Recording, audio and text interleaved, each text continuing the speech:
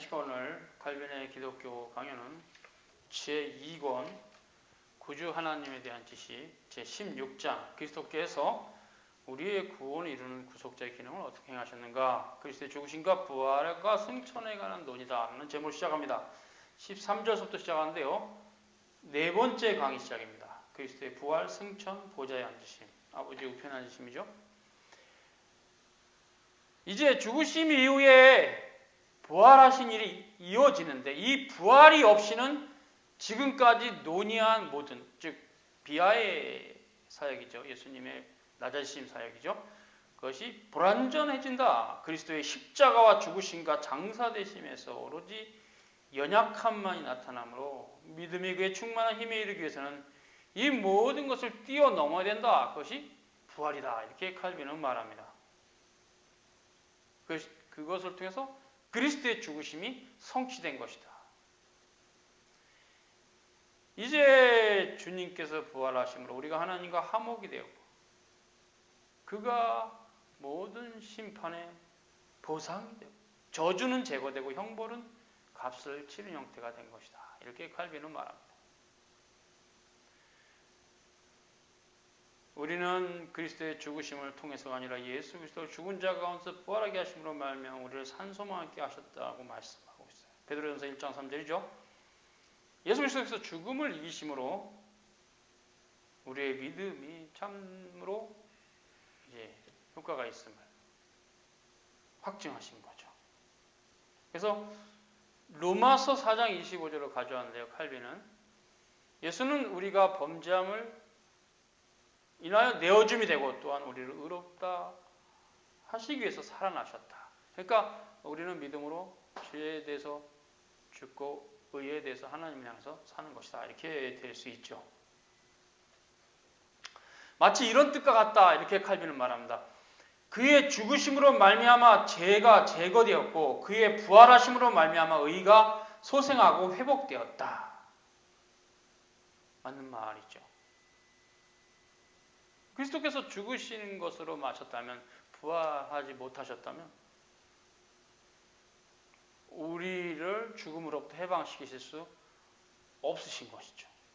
죽음을 이기시고 부활하심으로 우리를 위해서 승리를 얻으신 것입니다. 우리는 그리스도의 죽으심과 부활 사이에 우리의 구원의 실체를 다음과 같이 구분한다. 이렇게 칼빈은 말합니다. 그의 죽으심을 통해서는 죄가 제거되고 죽음이 소멸되었다면, 그의 부활을 통해서는 의가 회복되었고 생명이 소생되었다. 그의 부활 덕분에 그의 죽으심이 그 능력과 효력으로 나타났다. 이렇게 칼빈은 말하고 있습니다. 가면 로마서 1장 4절을 가져왔는데요, 로마서 1장 4절 되게 중요합니다.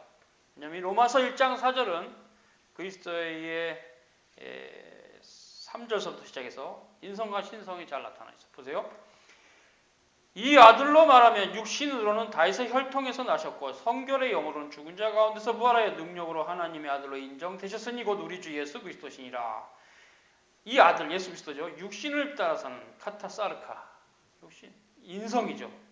다윗의 혈통에서 나셨다. 그죠? 어머니 마리아의 혈통인 건 맞습니다. 성결의 영으로는 예수 그리스도의 부활은 성령의 능력입니다. 그러나 예수 그리스도 자신의 능력입니다. 그래서 바울은 성결의 영, 퓨누마 하기오스네스, 헬라어로 이렇게 쓰고 있어요. 그 의미는 퓨누마 하기온, 그러면 성령입니다. 퓨누마 하기오스네스 이렇게 쓰므로 성결의 영, 예수 그리스도의 신성을 부각시키고 있어요. 즉 인성을 따라서는 고난을 당하시고 신성을 따라서는 죽은 자 가운데서 부활하신 것입니다. 그래서 그가 우리에게 주신 참된 중보자이시고 하나님의 아들 되심을 확증하셨어요. 드러내시죠. 그래서 이 로마서 1장 3절과 4절은 인성을 따라서는 우리 죄로 해서 죽으신 그리스도, 신성을 따라서는 성결의 영으로, 즉 성령으로 부활하신 그리스도에 대한 소개가 있어요. 즉 또 삼일체가 있죠. 성령의 능력으로 부활했다는 말과 성결의 영으로 부활했다는 말은 같은 말입니다. 모두 다 성삼일체 하나님의 사역이죠. 그래서 그 본문이 되게 중요합니다. 바울은 고린도전서 15장 17절에 그리스도께서 다시 살아나신 일이 없으면 너희 믿음도 헛되고 너희가 이제 죄 가운데 있을 것이다. 이렇게 말을 합니다. 다른 본문 로마서 6장 4절의 사도 바울은 우리가 그의 죽으심과 합하여 세례를 받음으로 그와 함께 장사되었나니 이는 그리스도를 죽은 자 가운데 살리신 것 같이 우리도 또한 새 생명 가운데 행하려 하심이라. 우리가 구원받은 목적에 대해서 분명히 말하죠. 새 생명 가운데 행하는 것이다. 이렇게 말을 하고 있어요. 그리고 칼빈은 이어서 사도 바울의 골로새서 3장 3절과 3장 5절을 가지고 이렇게 논중합니다. 우리가 그리스도와 함께 죽었다는 사실은 이 땅의 지체를 죽여야 한다는 것을 의미하고 그리스도와 함께 살리심을 받았다는 사실은 이제 우리는 이 땅의 것을 구하지 말고 하늘의 것을 위의 것을 구해야 된다는 것으로 볼 수 있다. 이렇게 말합니다. 골로새서 3장 1절과 2절입니다. 그러므로 이 말씀을 통해서 우리는 부활하신 그리스도를 본받아 새로운 생명을 쫓도록 권고를 받을 뿐만 아니라 그의 능력으로 의로 거듭났다는 사실을 받을 수 있다. 그리고 그리스도의 부활에 의해서 일종의 보증을 받는데 죽은 자 가운데서 다시 살아나셨다는 것은 그리스도의 다른 사람들이 자연적으로 죽는 것과 동일한 죽음을 맞으셨으나 거기 머물러 계시지 않고 부활하심으로 불멸의 상태를 받으셨다. 14절에 칼빈은 승천에 대해서 말합니다. 부활에 이어서 승천이 제시되는 것은 적절하다. 칼빈이 이렇게 말하면서요. 낮고 천한 인생의 삶의 상태와 십자가의 수치를 벗어버리고 그리스도께서는 부활하심으로써 다시 그의 영광과 권능을 더욱 완전하게 나타내기 시작하셨다. 그렇죠? 이 땅에 오시기 전에도 영광스러운 주님이셨으나 이제 부활하신 예수님은 신인으로서 천사보다 높이 되셨습니다. 모든 하늘 위에 오르신 자니 이는 만물을 충만하게 하려 하심이라. 에베소서 4장 10절입니다.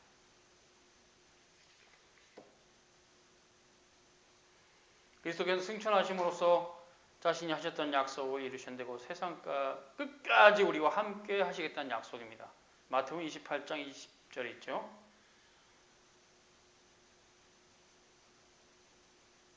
어거스틴의 말을 이제 가져오는데요. 그리스도께서 죽으셔서 아버지 우편으로 가시게 되었고 거기로부터 산자 죽은 자를 심판으로 오실 것이다. 순전한 교리와 믿음의 규범에 따라보건대 육체적으로 임재하셔서 그 일을 행하실 것이다. 그의 승천 이후에는 영적인 일을 통해서 그들과 함께 계신다. 성령으로 임하신 것이죠. 오순절에 성령께서 오셨죠. 그 연결점입니다. 즉 주님의 탄생과 죽으심과 부활과 승천과 아버지 우편에 앉으시면 오순절에 성령께서 오신 것과 연결해서 일련의 사건입니다. 두 번 재반복될 수 없는 사건입니다. 그래서 오순절은 다시 있을 수 있는 일이 아닌 것입니다. 새 언약의 교회가 시작되는 시점이고 이 예수님께서 성령으로 우리 가운데 오신 시점이기 때문에 오순절은 재반복될 수 없습니다. 오순절이 재반복될 수 있다는 교리는 거짓 교리입니다. 또 계시가 또 있을 수 있다. 새로운 계시가 이것도 거짓 교리입니다. 굉장히 위험한 교부시대 이단들이 몬타누스와 유사한 사고방식 갖고 있는 교리예요. 그런 교리는 잘못된 겁니다. 넘어갑니다. 볼지어다 내가 세상 끝날까지 너희와 항상 함께 있으리라. 예수께서 이제 승천하심으로 그 위험의 보호자에 앉아 계시면서 우리와 항상 함께 하십니다. 그리고 이제 하나님 우편에 앉아 계시다가 저로서 산자 존재를 심판하시다. 사도신조에 있죠. 하늘에서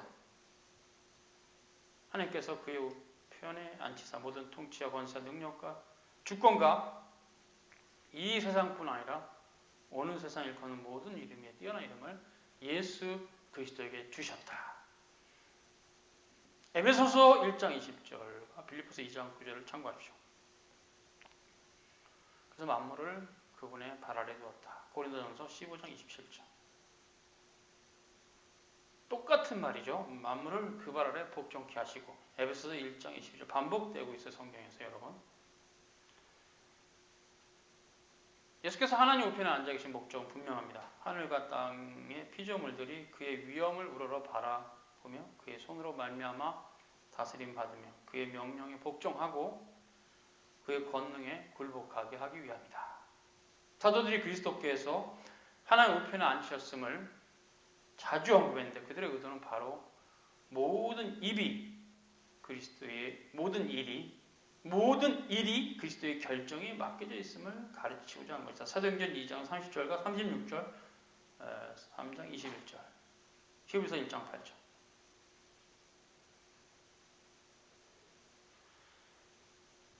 그러면 이러한 그리스도의 승천이 우리에게 주는 유익은 뭔가? 첫째로 아담 때문에 천국에 들어가는 길이 인간 편에서는 닫혔으나 주님께서 하늘에 오르심으로 그 길을 여셨다. 요한복음 14장 3절. 그리스도께서 우리와 같은 육체로, 그런 신령한 몸이죠. 어찌됐건 우리와 같은 육체로 하늘에 들어갔으니 사도의 말씀처럼 어떤 의미에서 우리가 이미 하나님과 함께 하늘에 앉은 것과도 같다. 그래서 2장 6절. 우리는 그저 소망만을 하늘을 기다린 것이 아니라 우리의 머리신 그리스도 안에서 이미 하늘을 소유하고 있는 것이다. 그래서 이제 이런 부분들은 다른 교리서에서 이미 승리한 싸움이다. 크리스찬의 영적인 싸움은 이미 승리한 싸움이다. 패잔 병들을 무찌르는 싸움이다. 그런 말이 있는 거죠. 둘째로 믿음이 인정하듯이 그리스도께서 아버지와 함께 거하신다는 것은 우리에게 큰 유익이다. 왜냐하면 그리스도께서는 손으로 짓지 않는 하늘의 성소에 들어가셔서 우리의 한결같은 대언자하고 강구자 아버지의 면전에 나타나시기 때문이다. 히브리서 7장 25절, 9장 11절, 12절, 로마서 8장 4절, 34절.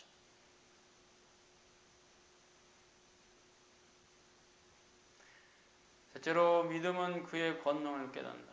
우리의 힘과 능력과 부귀와 지옥을 대적하는 능력은 예수 그리스도의 능력뿐이다.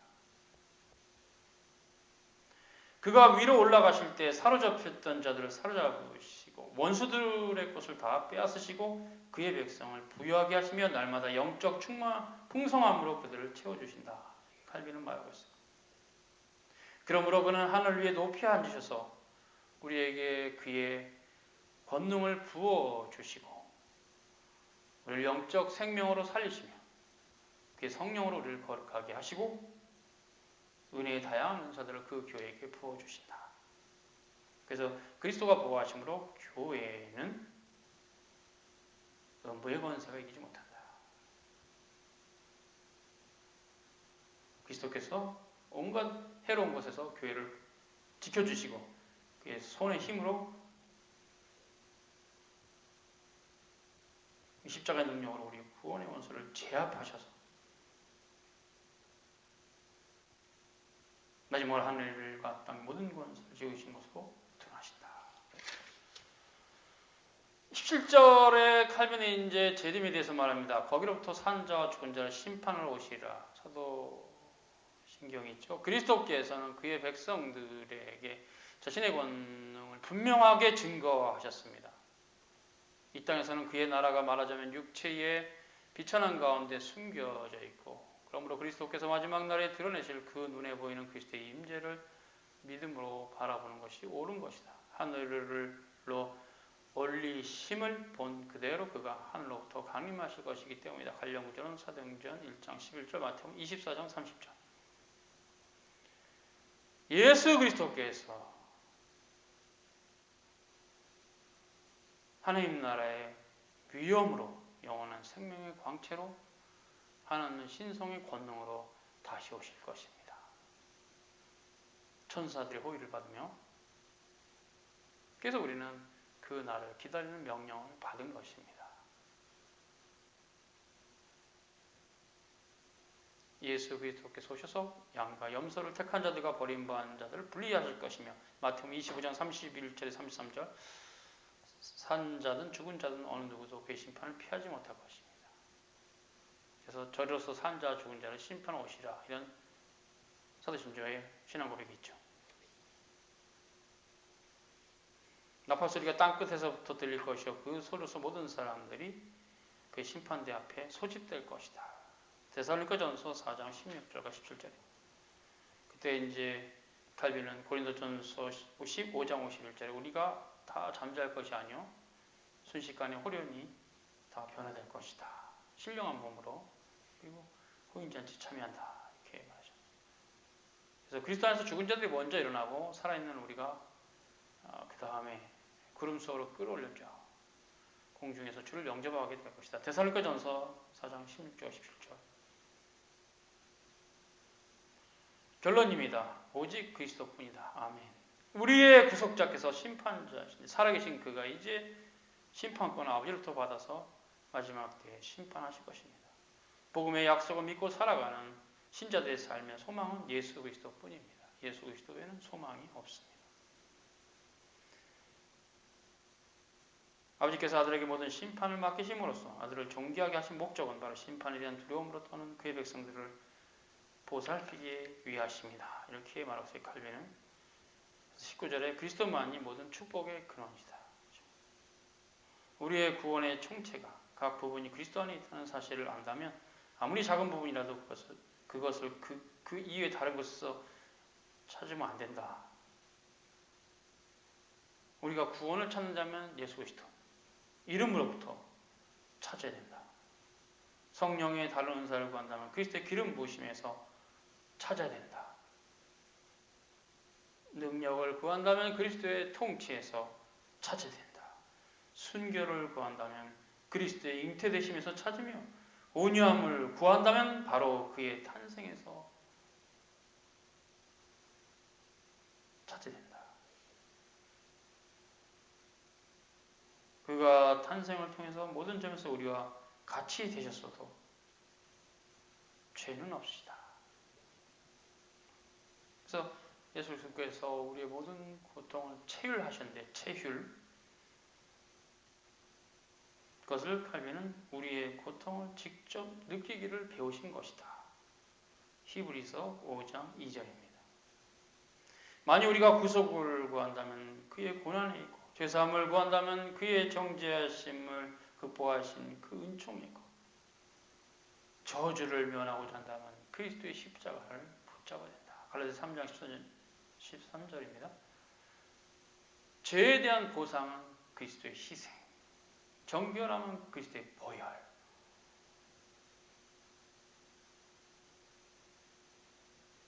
영혼은 생명을 구한다면 부활해서 찾을 수 있다.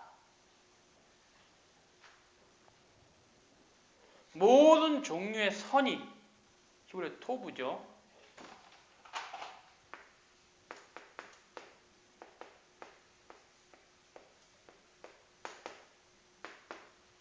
헬라어로 아가도스인데요. 모든 종류의 선이 그에게 풍성하게 구비되어 있으므로 다른 샘을 구하지 말고 그리스도라는 샘을 마음껏 마시자. 이렇게 칼빈은 말합니다. 그러므로 그리스도 한 분에 만족하지 못하고 이리저리 헤매고 이런저런 세상적 소망을 따라 살아가는 사람들은 어리석은 짓을 행하는 것이다. 칼빈은 그렇게 말합니다. 그것은 정도에 벗어나는 것이다. 사람들이 과연 그리스도의 풍성한 축복을 진정을 알았다면 다른 곳에서 소망을 찾지 않는다. 아멘. 수고하셨습니다.